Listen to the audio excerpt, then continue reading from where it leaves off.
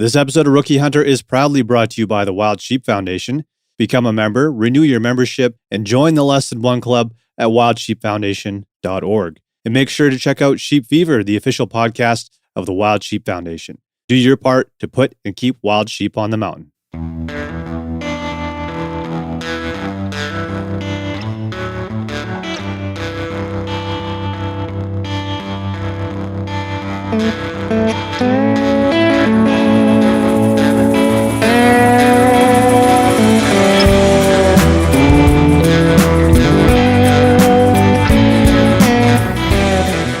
Hey guys, welcome to episode 152.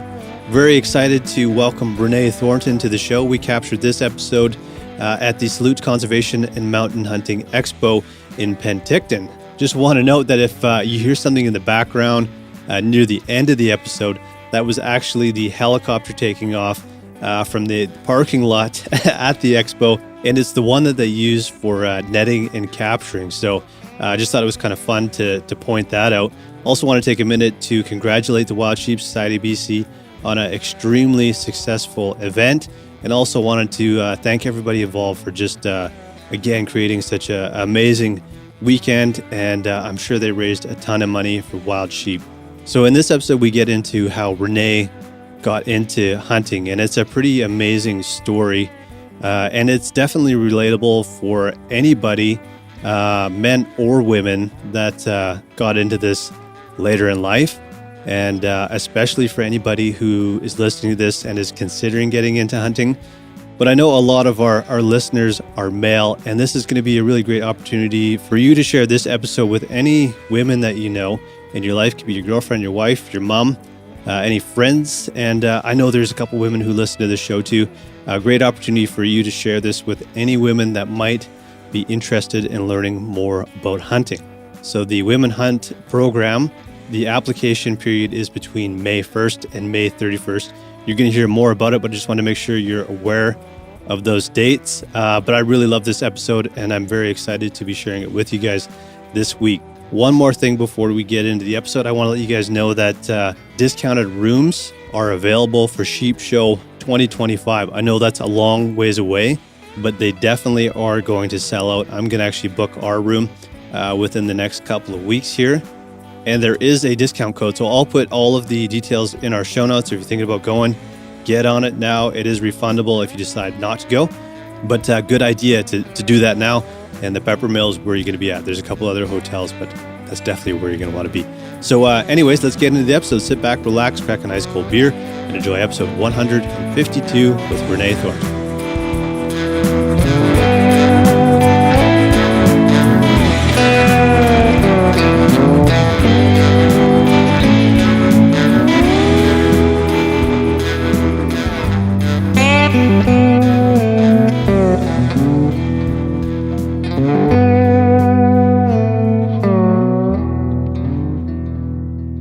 Renée, thanks for joining us. Thank you.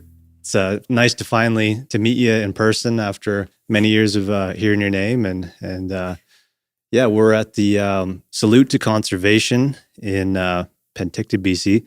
Garrett, just describe where we are, the setting here, because we're obviously not in the studio. No, we're not in the studio, but what they did was actually they set up a little booth here for podcasting. So we have our own little quiet room here with Renée.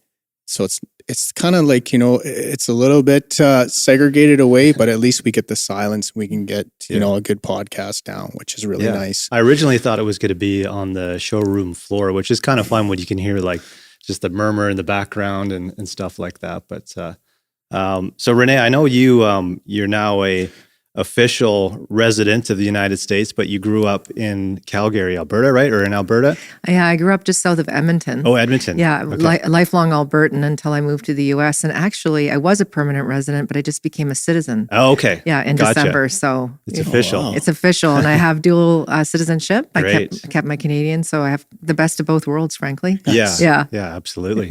Yeah. That's great.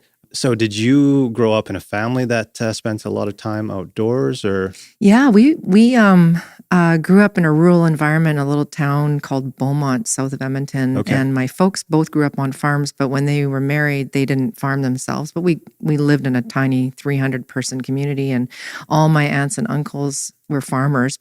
So I was around that a lot. But yeah, we were, as our family, we were quite outdoorsy.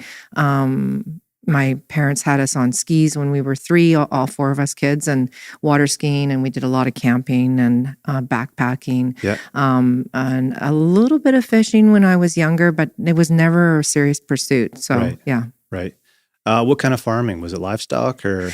Grain and livestock. Okay. Yeah. So you were sort of like, did you have that connection to food as a kid then? Like, yeah, in a sense I did, because I spent a lot of time on my aunts and uncles' farms with my cousins, my summer breaks and spring break. And I had cousins who would call me. One in particular, he'd call at any time of the night and say, Auntie Janine, can you bring Renee? My sow's birthing, right?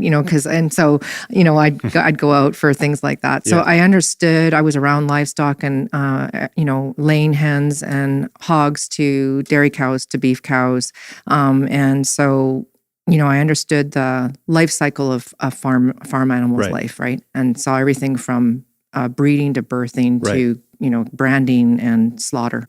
Like when was the first time you started thinking about like, I really want to know more about where my food comes from and I want to be more involved in this process? Was there like a specific moment or was it like a gradual thing? It was more gradual. Again, I think just being exposed to some of the news stories that started coming out about 20 years ago or so. And it really was when I left that rural town and moved to the big city of Edmonton when I was an adult to start my career. And I started to, not immediately, but eventually I started to think about, wait a minute, where does this food come from? And I don't really understand where my food is being produced. Right. And we started to hear more in the media about what mass farming practices looked like. And that wasn't how my family farmed, but I was no longer eating my family's meat anymore, right? So that's when I think I was in my 30s when I really started to think about, wait, now, this is very different from what I grew up with. Yeah. And that's when I started to think about buying from small local farming producers at the markets in Edmonton. Yeah. At least you could talk to them about how they farmed and what their practices were like. Some of them even opened up, occasional tours so you could observe how they treated their livestock. Cool. And so it was in my mid-30s where I started to buy a lot of my protein from these local small producers. And that's really when I started to think, maybe I should just hunt. I really did. And then I thought, what am I talking about? I don't know the first thing about that. And I know sometimes people get confused because they say, but you grew up around farmers and you don't know anything about hunting. But I'm going to tell you that it was never discussed, ever. I never knew that anybody even, killed coyotes to manage their cattle or anything like that. It just was not discussed. None of my aunts and uncles and cousins were big hunters, so to speak. And whatever hunting they did was never talked about. There were never mounts in the houses and never wild game to eat. So I really mean it when I say that when I'd made the decision to start hunting, I really felt like I didn't know anybody who did because I had never heard about it. Right. As unbelievable as that may seem.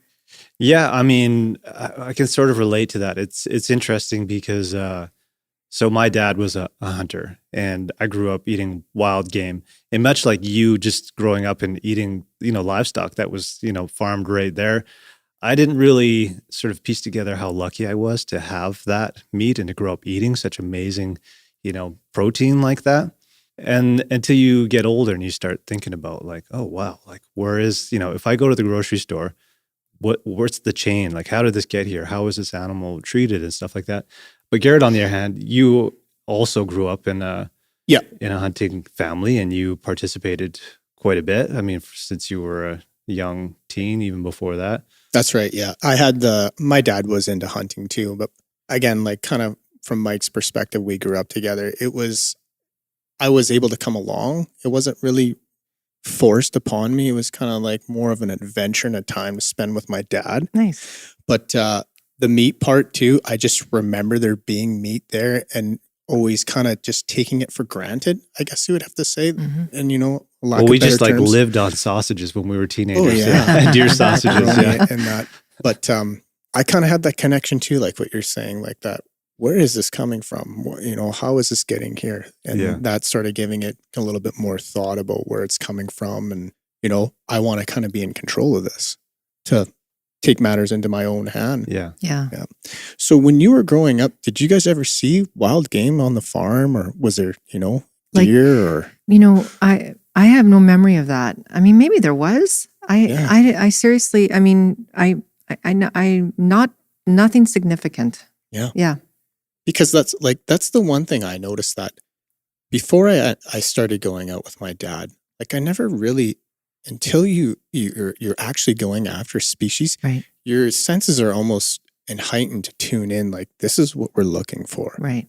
And it's almost like, you've said it before too, Mike. Like, you're almost paying that much more attention when you're going out into the woods, and the experience, it just lifts it up even more. It's true. It's different than just going and hiking, which hiking is amazing, but when you're out there with a purpose to harvest an animal, you're so much more in tune with the wind and the weather and, the tracks on the ground. And what you're observing. Exactly. Yeah. I never really thought about it that way before, but that's a really good analogy. When you're out hiking, you might happen across some wildlife, or they might cross your path or something. But you're right. Until I started hunting, when I would backpack in the Rockies and stuff, I wasn't actively looking for it. And I think you're onto something when you asked me that question about on the farm, and I don't think I was in tune to it. Right. Yeah. Yeah, sorry. I just kind of wanted to make that connection, because that connection we just talked about where the meat comes from. Mm-hmm. I also had that same sort of thing when I started to pursue game.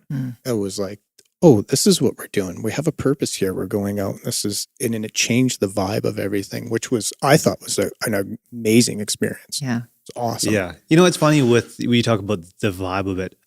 I'm on my second Weimaraner now. I know you have a Vizsla, and Gray has grown up with Weimaraner, and they're a very special breed of dog. You have to be a special person to have them too. But for both of them, there's the hiking dog that knows they're hiking and they're just having a good time. They're running around, they're doing their own thing. But then there's like the hunting dog that knows you're hunting, and they're a totally different dog. So there's definitely like that sense of energy that you're putting off that the dog's picking up on. And it's just like a full-on different experience all around, right? So, yeah. Anyways, little detour there. But so you had the idea, you thought it at least, that I want to start hunting, but it seemed like a crazy idea. And it overwhelmed me. And it actually scared me. Because there was just too many pieces that were blind spots to me. Yeah. And I pushed that thought aside for about a decade. And wow. And then I was in my mid-40s when that switched, but yeah. So what was the process to the switch to like finally doing it? So I did relocate to Calgary on a professional level. Okay. And I had a great career. I worked in government and on the federal level, and I had progressed through my career to some high-level positions. And it was a fulfilling career, a lot of pressure and long weeks. It was 60, 70-hour weeks were not uncommon. Okay. I was in a leadership role. And while I enjoyed it, it wasn't like the end-all be-all of my existence, right? So I was pretty exhausted, and I had come home one day after work, and I really do remember this evening really clearly in my mind.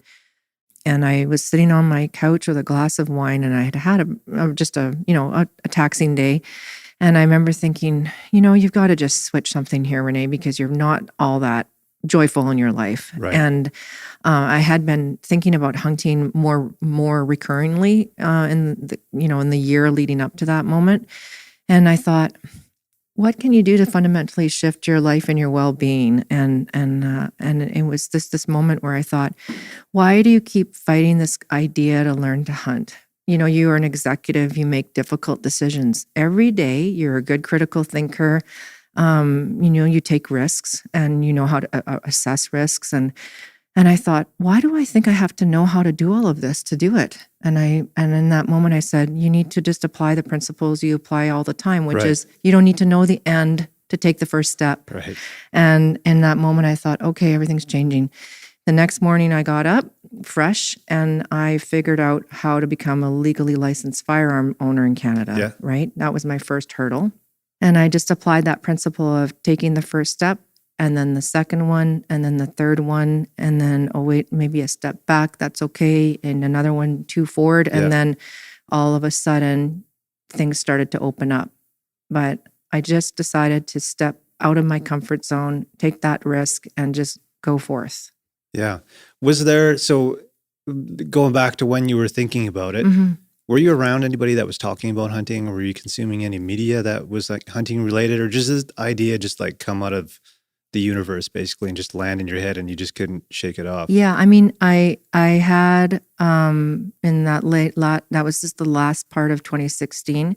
I had started to use the internet more to start to look at things, but not a lot. I'll be honest with you. It was mostly just this thought for a decade in my That's really mind. interesting.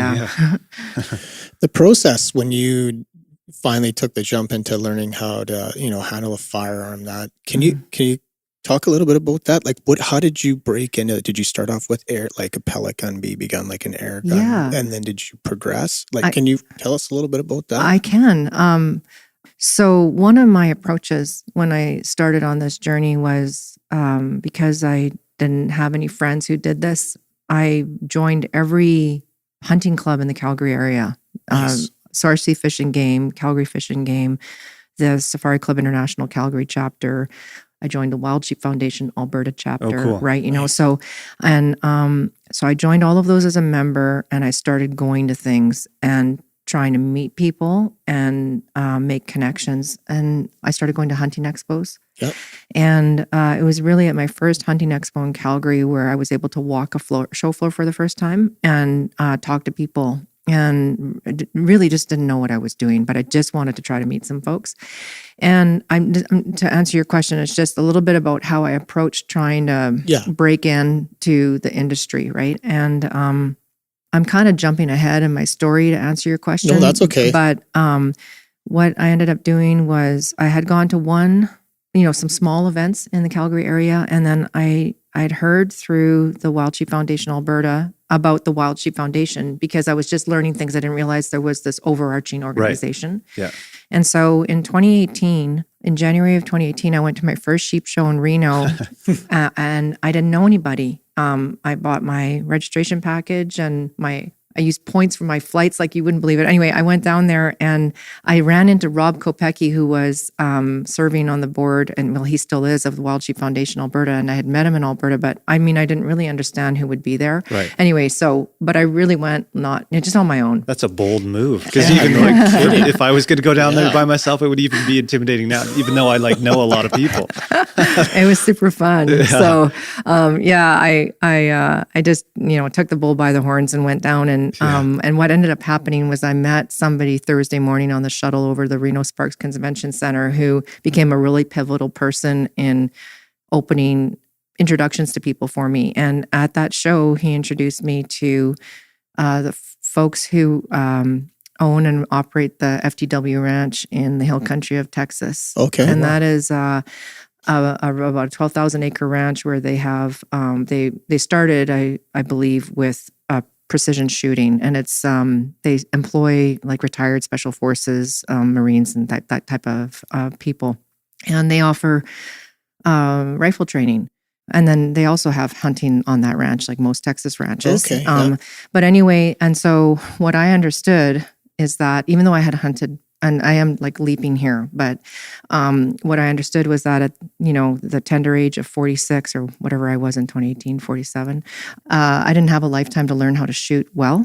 And I was highly preoccupied with making sure that I know everything I can about my firearm and my optics so I can shoot accurately and consistently, so I reduce the probability of injuring an animal. Yep. It was one of my primary preoccupations. Awesome.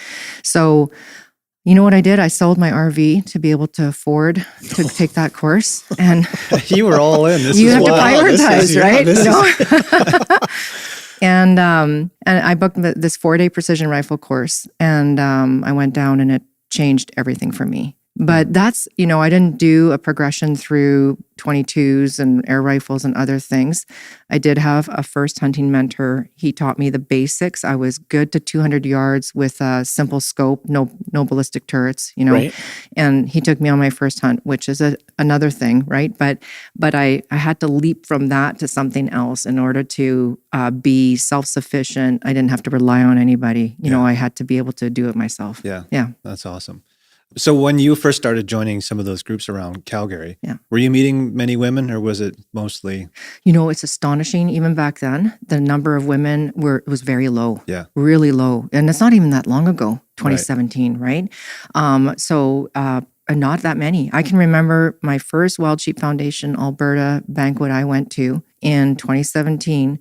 They started doing Friday Night Social for the first time, and there were 6 or 7 women in the room, and I was one of them, and I was brand new, right? Wow. Now you go to their Friday Night Social, half the room is women. Like, it's fantastic, right? Awesome. But it's been a big, big shift. Oh, wow. Yeah. How did you find like the culture when you start coming into it? Like you were talking about how you went down, like it seems like as if you spearheaded everything, but kind of listening to your past, you moved up into a leadership role. You kind of, but you're very confident, I can tell. So taking that charge and then grabbing onto something new and then using obviously your qualities to succeed at it and even go further. How did you find the culture when you broke into this, I guess, hunting community? What did you think? Did you have any stereotypes behind it, or was there kind of, did you go in there with just a completely open mind, or did you have a motive like, this is what I'm doing, I'm going to do it, and I'm going to do it the best I possibly can? Well, it was a bit of a combination. Yeah. I mean, I very much was just focused on my goals, and, I had my storyboard in my house, with my, progression.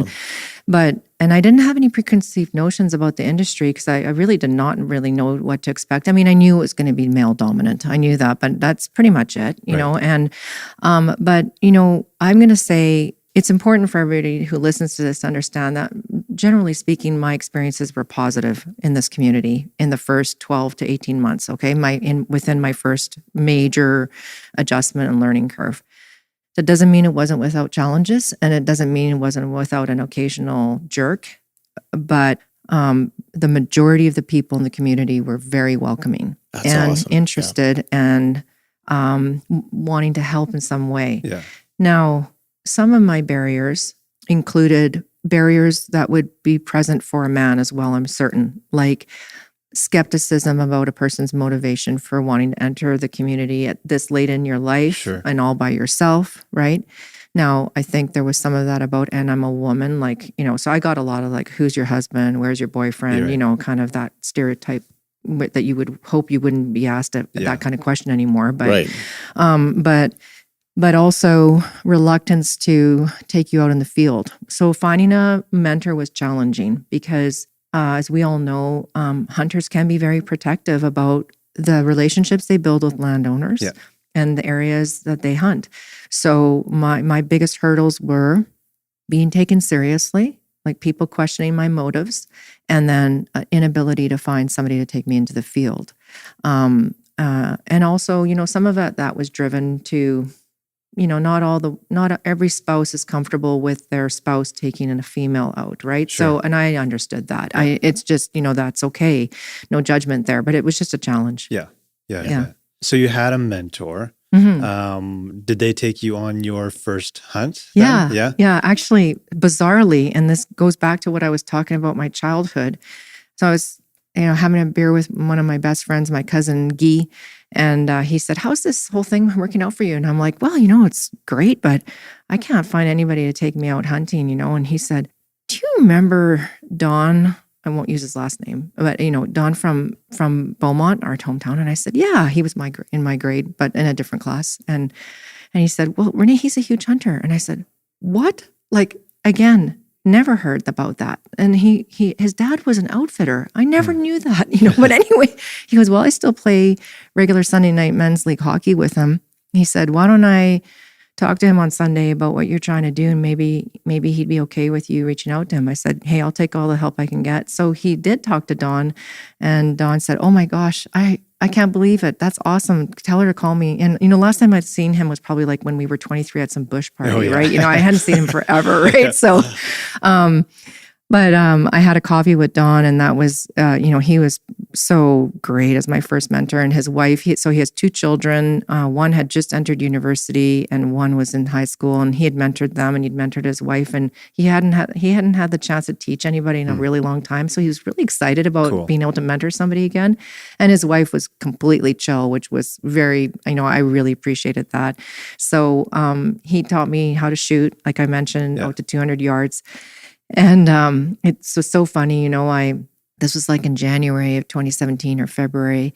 And I thought we were going to hunt in November for whitetail, like every new hunter does. Yeah. And he called me in April and he said, "Hey, are you ready to start hunting?" I was like, "Well, yeah. So what are we planning something for like in the fall?" And he said, "No." He said, "I've had a black bear camp in northern Alberta for over 20 years and we're going to go black bear hunting." Oh, wow. And I was just rocked to my core. Honestly, I mean, I was excited. I was in this 100% mode of never say no at this point, right? So I said great, but I was like absolutely overwhelmed by that thought. I bet, yeah. And but it was a fantastic experience. I could talk about that for an hour alone. My first bear hunt was incredible. A spot and stalk in northern Alberta. Cool. Saw 17 bears over the first 4 days alone. Wow. Didn't even take a shot. And he was such a great mentor because he taught me the importance of, even though every one of those bears I could have legally taken, he taught me the importance of selective harvest, choosing an older boar,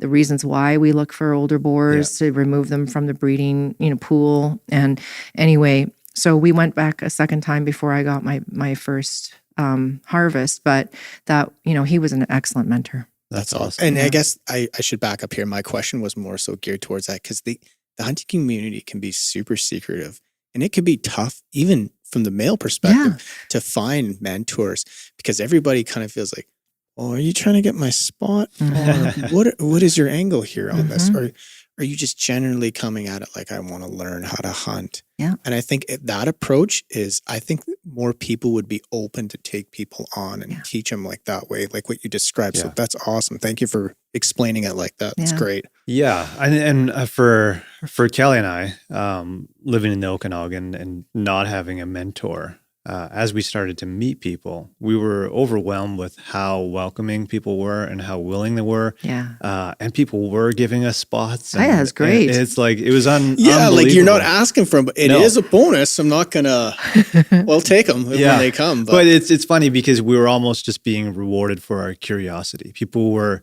excited by our excitement to go out and experience this for the first time. And the sheep family is something that comes up all the time. It is 100% a family, It right? is. And everybody is looking out for one another. They're always happy to share tips, and they gave us spots. Oh, for the sure. 2 places we went sheep hunting, Wow. those were given to us Wow. by, I won't name those people, but and Mike and Kelly actually introduced me to the sheep family too. Okay. I always knew of sheep hunting as a kid, but it always seemed like one of these things. Like it was up here. I could never grab it. It was so far out of reach. And I was like, "Oh, I'll never do that." And then it wasn't until Mike and Kelly started talking to all these different people within this, I don't know if you want to call it industry. That's not the correct word. I mean, but I don't want to make it sound like, but it, a bit of a culture, I guess would say. And then how open they were and to be, kind of like, let us run down that dream that we've always wanted to pursue. Right. It was unreal. Right. Yeah, it's definitely like a family and a community, and it's a small community. Everybody kind of knows each other, right? Yeah. And small in a good way. I mean, it's not that small, but you know what I mean. It's people become very familiar, especially when you're doing the show circuit and stuff like that. You start seeing the same people all the time, and everybody has mutual friends and that. So, but anybody listening to this that is new to hunting or thinking about it, I think it's just really good for them to know that it is a very welcoming community, and it can be intimidating, but people are definitely going to want to help you. Yeah. It might take a little while to find the right people, but they're out there for sure. Out there. There are some great people in this community. Yeah, for sure. And doing what you did, just joining groups and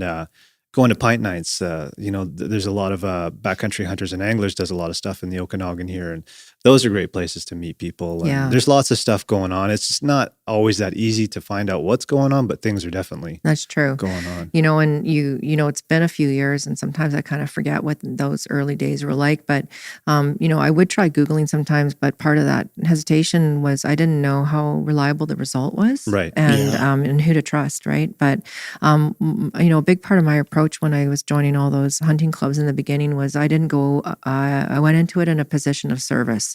That's really important. A message that I communicate constantly is I went in a volunteer mindset. I asked, what can I do to help? I would like the help. And I didn't ask for anything for a long time, and I think that can be a helpful approach, depending on your situation. Yeah.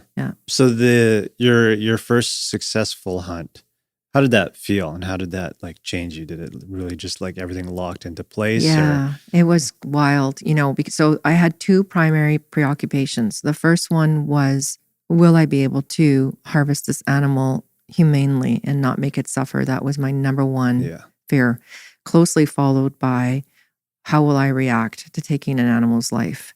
And then a subset, in there was my fear of firearms.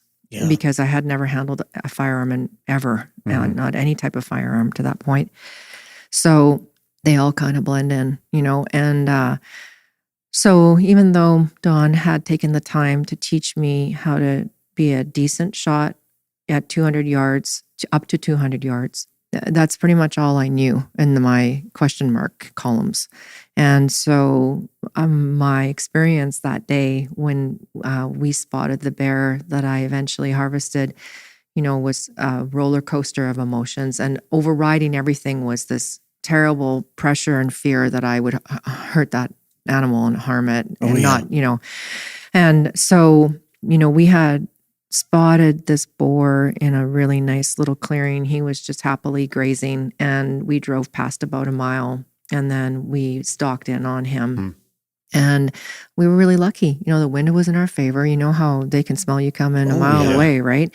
And we were able to stalk into just a little over 100 yards. And he didn't hear us, and he didn't scent us. And so I had a couple of extra minutes to get comfortable. Nice. And so Don had me in a seated position. He had sticks, and I was able to rest my elbows on my knees. So I had a stable shooting position. I remember my heart was just racing. My breathing was really rapid. And I was getting comfortable on the rifle behind the scope, and I can still remember it was just this beautiful day. It was so warm and gorgeous, and I remember he had the quietest voice, and he said really quietly in my ear, it was just the best method for me. He said, "Okay, Renee, I'm ranging this at 110 yards." And I said, "Okay." And he said, "Now you can make this shot because you've made it up to 200 yards." And my blood pressure started to go down. Because I was like, that's right, I can make this shot, right? Yeah.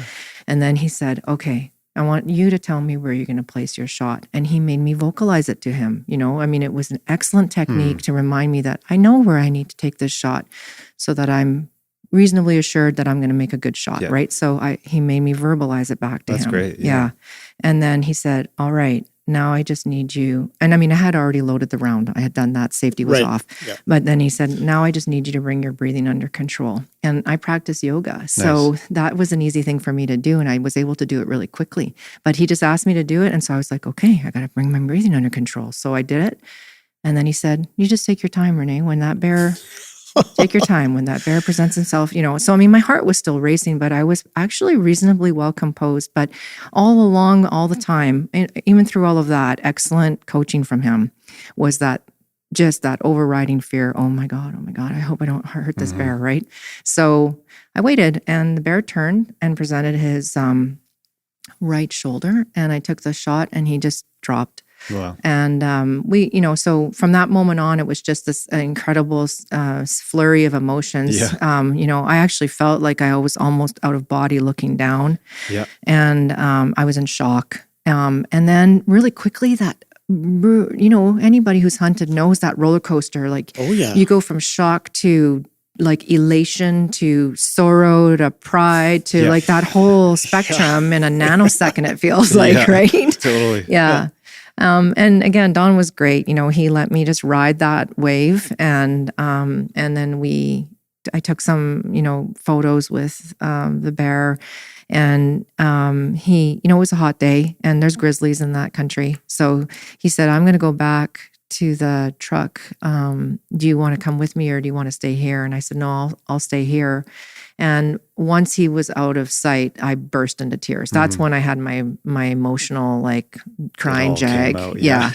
But I had 15 minutes alone with this beautiful animal that I had harvested, and I was able to process that. And so by the time he got back, I was ready to learn how to field dress it. So Yeah, that's awesome. Yeah. Man, you just took me through my first Holy hunt. same Like, here. Right. I was thinking the whole time, Yeah. like, I still get that too. Yeah. When the Yes. stars align, that Yeah. still happens. Yeah. For me. Yeah. Yeah. That's awesome. Yeah. Yeah. You described that perfectly. Yeah. So for me, the first time, we didn't have anyone with us. Field dressing was the thing. It was like, okay, I made a great shot. Holy shit. Like, what do we do next here? Like, I had read about it, but field dressing was very intimidating to me. And I just didn't really know where to start other than to just start. So you had some guidance, but how were you feeling going through that process? Like, I don't get icked out by blood and guts, but it's not my favorite thing to do, I'll be honest. And there's something about, have you ever field dressed a bear, you guys? I have never known. Okay. It's there's a thing with the joints on the paws and you have to just get over it, you know. And so it was great. I mean, I was fascinated. Yeah. You know, I was very interested. I was part of it, and Dawn insisted that, you know, that I would be part of it, and I was good being part of it. But yeah, it was just strange. Yeah.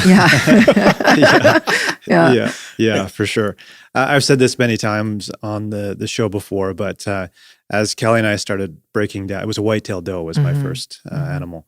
And as we started peeling the hide back and stuff like that, I had this weird feeling of like, I've done this before, like many, many times. It was like this primal feeling. And it's like, I know what I'm doing. Even though I was so worried about this, it just like was such a natural process. And the really interesting part too is once you start peeling the hide off, it's not that animal anymore. It's something totally different. It becomes meat and food, right? So you're starting to look at it in a totally different way. But it was a very interesting experience and not what I was expecting to go through that. And just that feeling of, wow, I've done this before. I was like, wow, where is that coming from? That's crazy. Yeah. So that's really interesting. Yeah. My experience was like one of the guys we hunted with at the time, he was a butcher.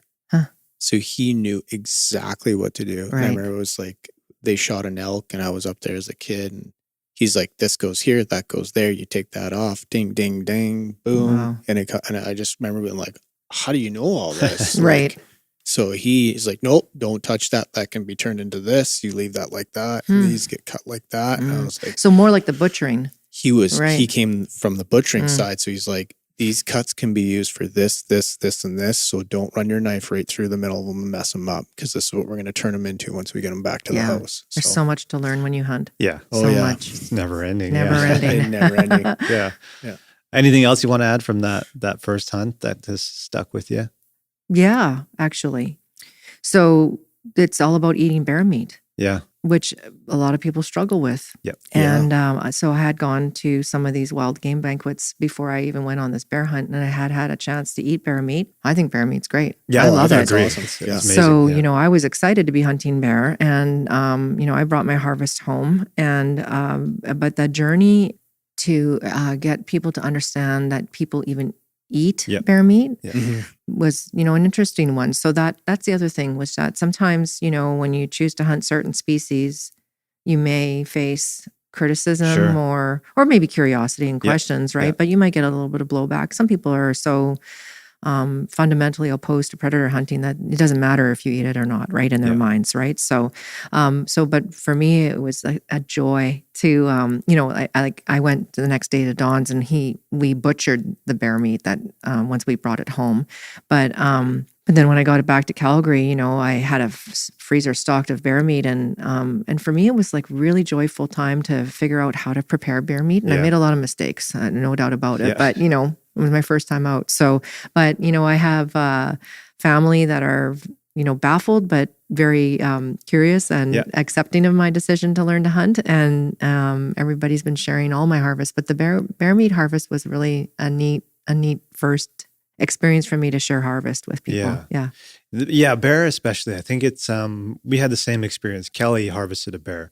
And the only way to really do it is it has to be one-on-one with somebody to explain the process and share it with them. And they can try it or they don't have to try it. But it really gives you a chance to explain, number one, like you said, that you can actually eat bear meat. Number two, it's really, really good. Really good. And there's always a really good story attached to that animal or the process of, you know, getting to that point to harvest a bear and that. So it definitely has to be that long form discussion. It's not something that, you can just put on social media and be like, bear meat, and be like, what? Yeah. Oh, yeah, for sure. Yeah. And, I think too, like in retrospect, when I think about my first hunt being a large predator species, I actually, the confidence levels that I gained from successfully accomplishing that, my confidence levels skyrocketed. And I have hunted bear many times since, and I actually am a proponent for new hunters to try bear hunting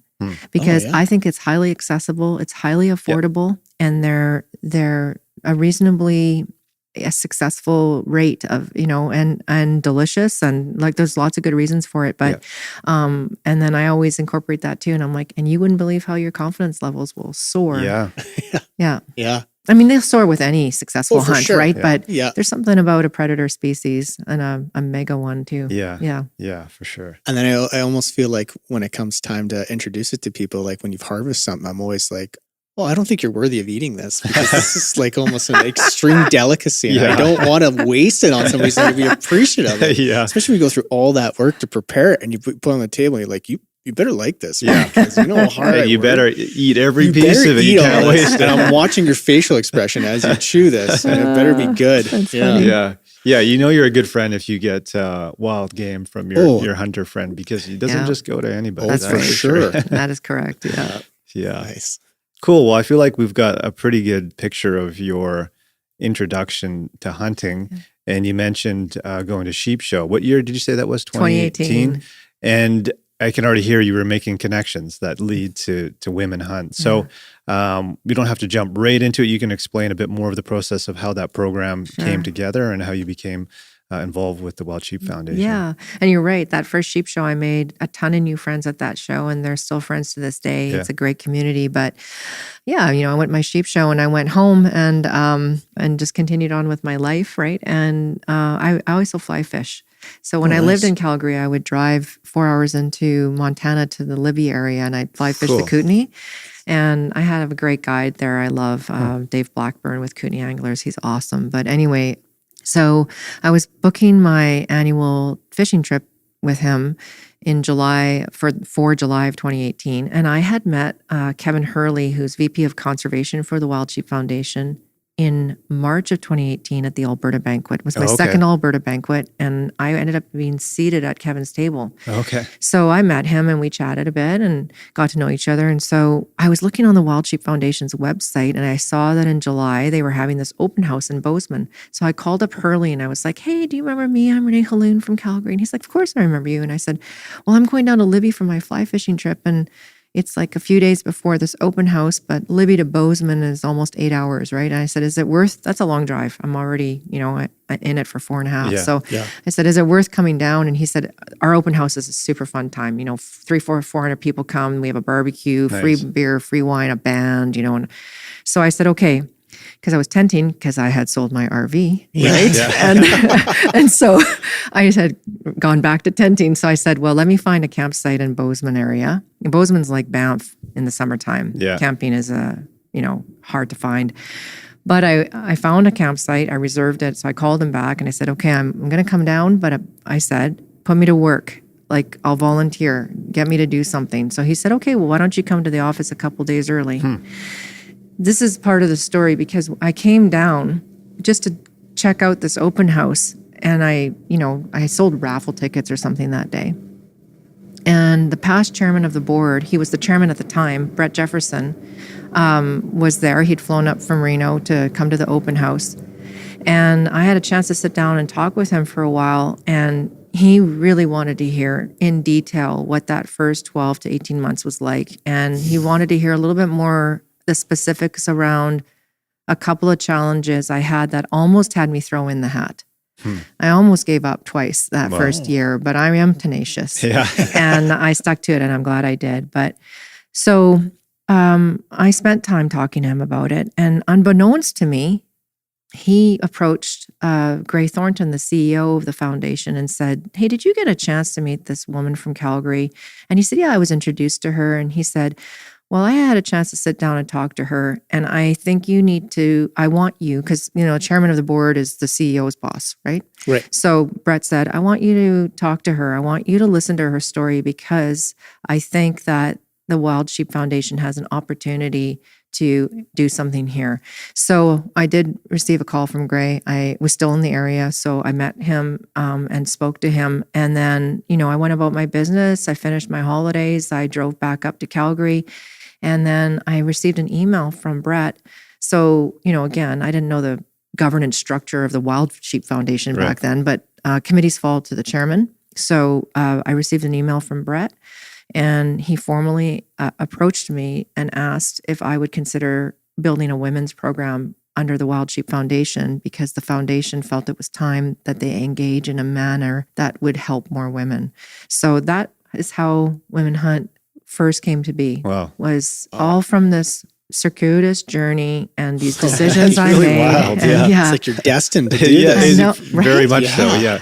Yeah. And then, I'm just going to say it because I know people ask the question in their minds, and sometimes they just are brave enough to ask me outright, but that actually led me as well to eventually dating Gray, which is a whole other story, and then now I'm married to him and my whole life changed. And my whole life changed because of this one night sitting on the darn couch in Calgary and just saying, quit being a stinking crybaby, a fraidy cat here. Like, just take a step forward and just do this, right? So crazy. Like, yeah.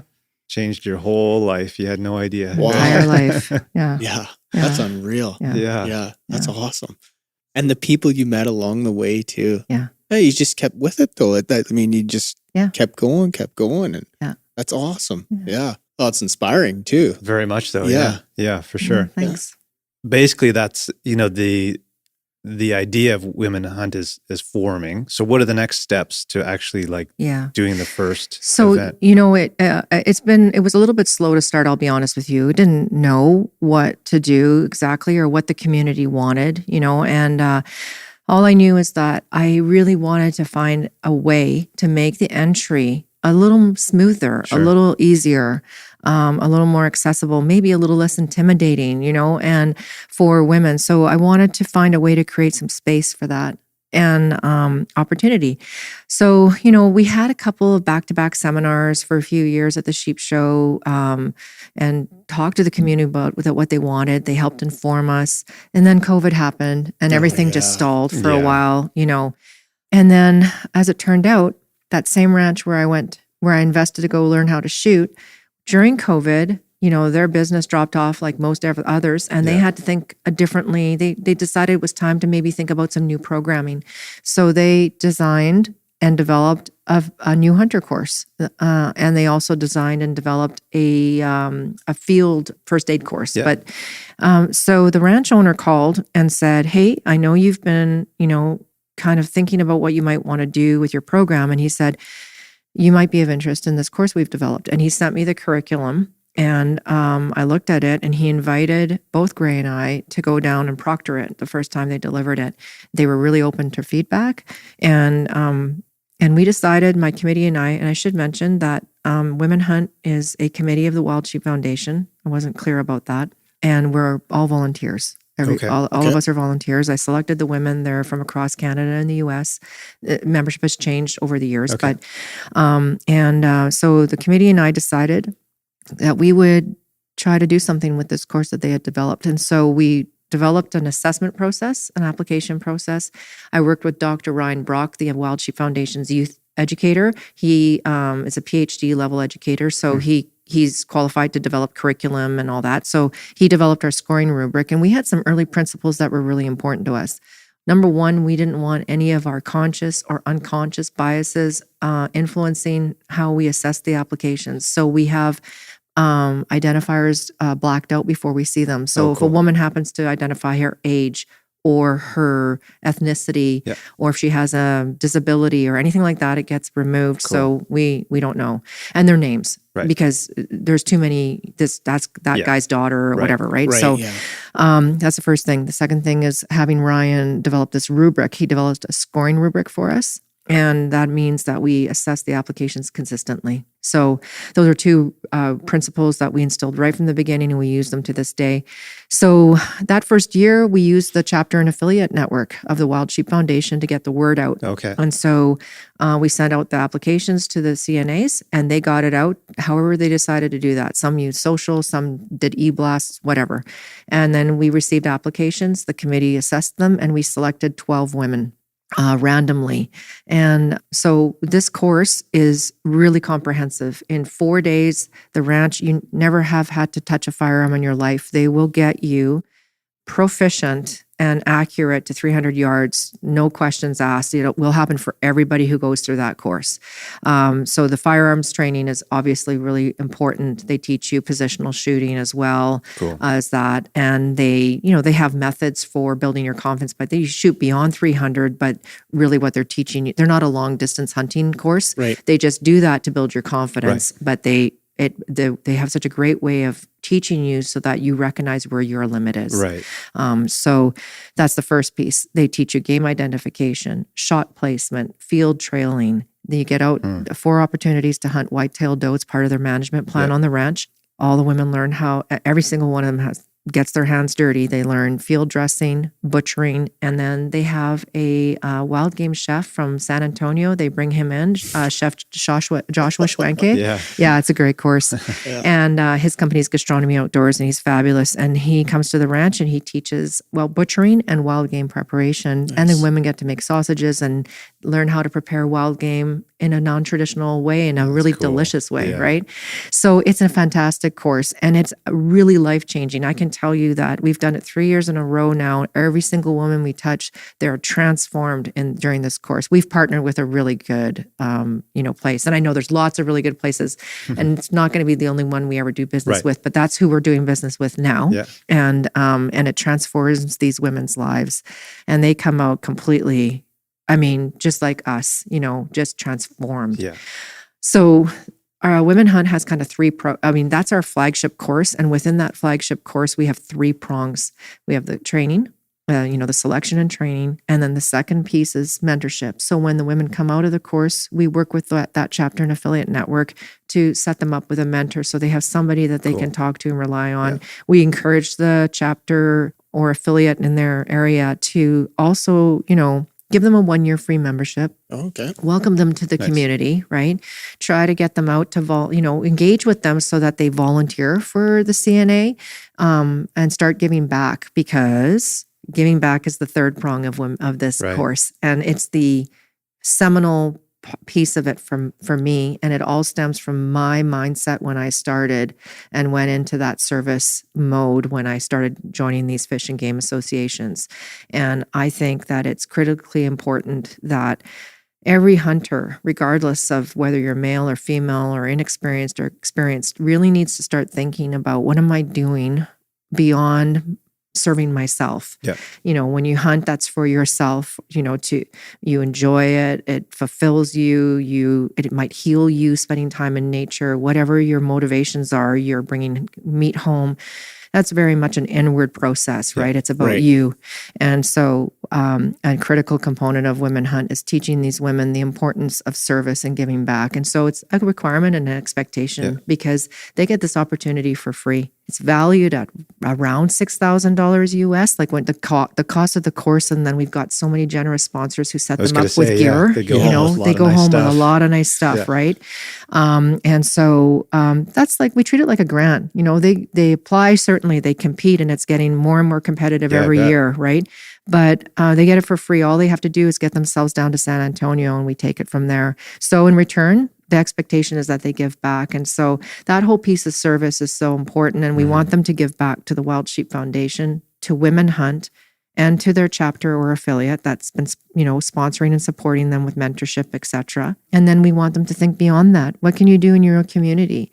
Are there other women you could help, or children, or families, or even engage with men? Men are a huge part of our journeys in our lives. This program isn't about anti-men or anything like that. It's creating space for women, but men are a critical part of that journey for us. All my mentors, every single one has been a man. I've never had a female mentor, right? Works for me. It's not a problem, right? But so service can look like a lot of different things. Some of these women are lawyers, and some of them want to be conservation lawyers, and so giving back for them will probably look different than somebody who wants to do a lot of conservation project work, or somebody who wants to start their own skills-based program, or whatever. But they have a lot of flexibility. We don't really railroad them into anything. We just ask them to align whatever they do with the same principles and motivations they were taught in the course, which includes the North American model of conservation. We teach that. We teach the 7 principles of the model. And I believe it is critically important that every hunter should at least know what that model is and the 7 principles. You don't need to know it in detail, but you should be able to articulate enough of it to explain properly, calmly, logically to somebody who maybe doesn't see it or is arguing with you. You should be equipped to have that conversation, to be able to explain the correlation between hunting and conservation. And the model is a great way to do it.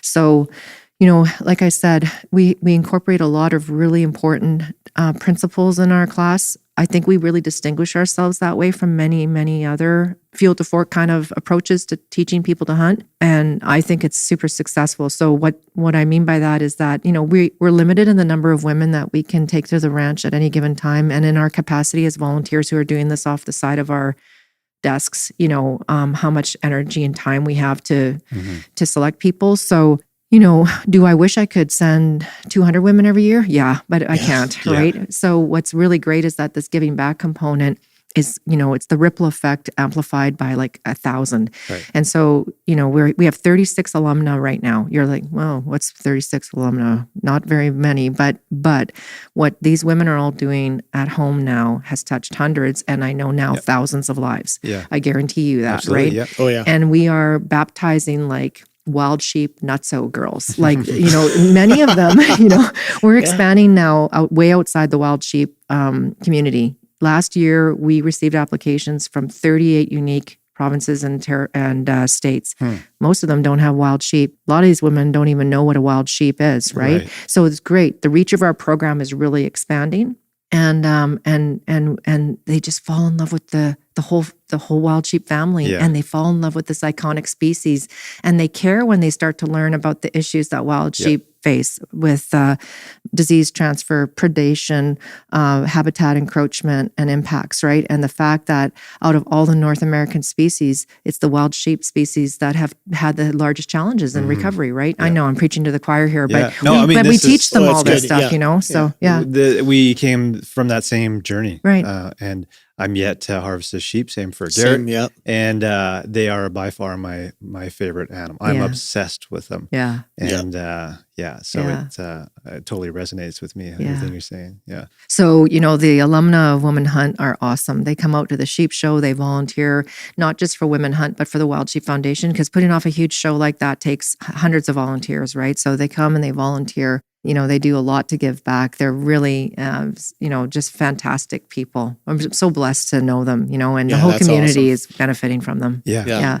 So we're getting the wrap it up signal here. We've got to get to the banquet here. All right. We could have talked easily for 2 hours. I wanted to talk to you about the film and some other things.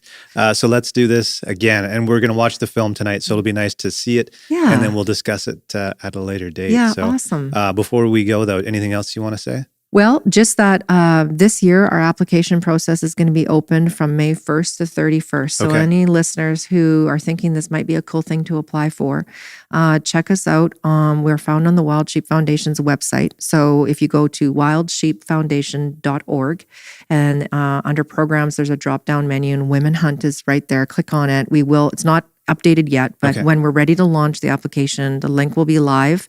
It's an online application. I encourage anybody with even the slightest curiosity to apply. Just push aside whatever fears you have and insecurities and uncertainties and just take that big old leap, because if you're chosen, it will change your life. We also have a presence on Instagram and Facebook. They can follow us there and we'll make announcements there as well. Awesome. So I know we're short on time, but that's my last little plug. Okay, great. Yes. We'll put links in the show notes. Okay. And keep us posted. Just give us a reminder when that is open for applications, and we'll let everybody know. Yeah. But this was I love this conversation. didn't know what to Yeah, expect this was today. great. Yeah, I didn't expect this either. This is awesome. Yeah. Yeah. So thanks a lot. Oh, it was a real giving us pleasure. some time. You guys Yeah. are fun. Thanks so much for doing this. This is awesome. Yeah, great. Thanks. Cheers. Thank you.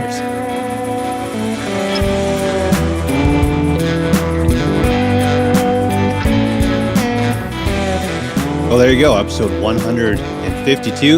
Again, a huge thank you to Renee for setting some time aside to chat with Garrett and I. The application period for the Women Hunt program is between May 1st and it closes on May 31st. Make sure, again, that you share this episode with any women that might be interested in getting into hunting. That program is absolutely amazing. We'll get Renee back on here again at some point to talk a bit more about it. She was part of a very cool film I want to chat about. So lots of things we didn't get to, but just a good excuse to have her back on the show. Love to hear your feedback. You can always reach us by email, info@theRookieHunter.com. You can follow us and message us on Instagram, rookie_hunter_podcast. Everything you need to know is in the show notes. Make sure you check those, and we'll see you guys next week.